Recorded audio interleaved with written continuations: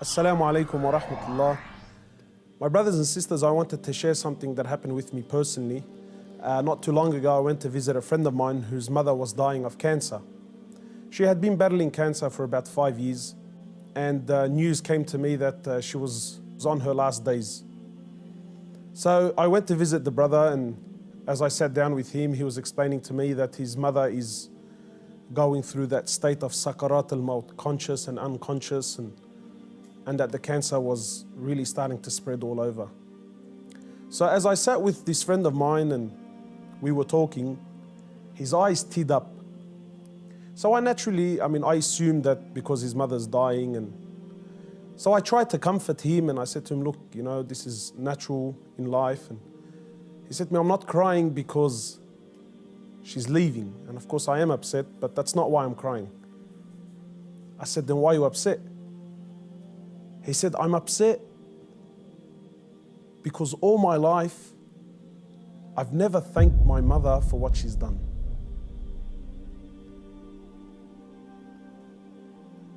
And honestly, I can't explain what happened to me when he said these words, He said, all my life, I've never once in my life said thank you to my mum. He said, and now that she's sitting in the next room and she's alive, but she's conscious and unconscious, and even if I spoke to her, she's not going to be able to understand or comprehend the words that I'm saying.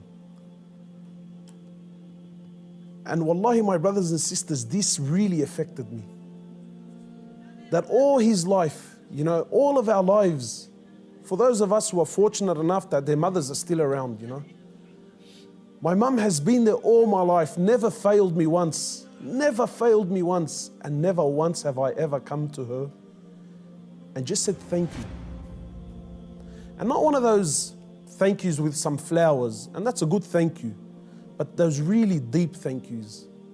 That thank you that if she left me now, I've told her and I've thanked her from the depths of my heart. Wallahi, my brothers and sisters, I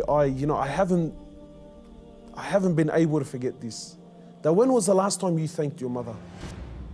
When was the last time you showed your mother genuine appreciation for everything that she's ever done?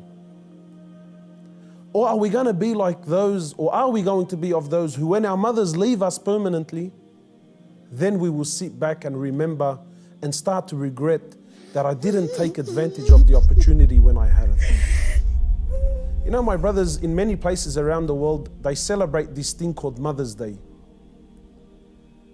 And it breaks my heart because in Islam, in truth, Mother's Day is every day. We don't single out one day of the year to say, oh, Mum, look, I remembered you today. But rather, we're ordered by Allah and His Prophet, more or less, to remember our mothers on a daily basis. A man came to the Prophet of Allah and he says to him, O Prophet of Allah, and many of us get this hadith wrong. He says, O Prophet of Allah, who is most deserving of my kind treatment?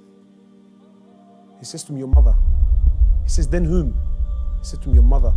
He said to him, then whom? He said to him, your mother. He said, then whom? He said, then your father.